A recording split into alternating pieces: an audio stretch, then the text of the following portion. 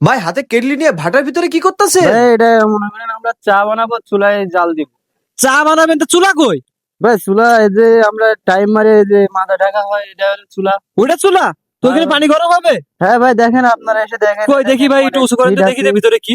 এই দেখেন ওরে বাবা, আগুন! অনেকে এর জায়গায় মনে করেন যে আমরা চা বানাই।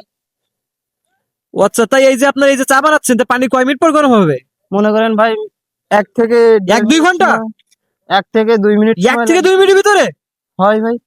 যাক মাশাআল্লাহ, কই দেখি আমরা একটু পর দেখাবো যে পানি আসলে 1 থেকে 2 মিনিটের ভিতরে কেমন গরম হয়, এটা আমি দেখাবো আপনাদের। এটা চেপে চেপে দিতে হবে নাকি সাইডে?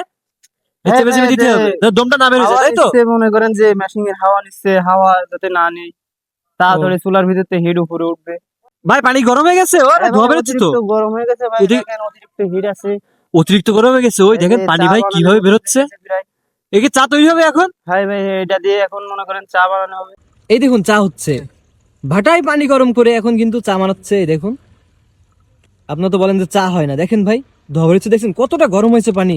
আর এখানে কিন্তু আপনারা ভাত রান্না করতে পারবেন, তরকারি রান্না করতে পারবেন। আর দেখি যে চা কি আসলে গরম হবে কি ঠান্ডা হবে, এটা খেয়ে দেখবে ভাই। হ্যাঁ, এই যে ভাটা দেখছেন তো, ভাটায় কিন্তু ওই আগুন দিয়ে একটু আগে কেজিতে পানি গরম করলাম, এই দেখেন চা হয়েছে। এখন এই চাটা খেয়ে দেখবো আমি। বাহ ভাই, ভালোই গরম পানি। বলেন যে পানি গরম হয় না, কি গরম হয় না পানি, দেখেন চা কত সুন্দর চা হয়েছে। এখন এই যে ভাটায় যদি আসেন, চা খেয়ে যাবে।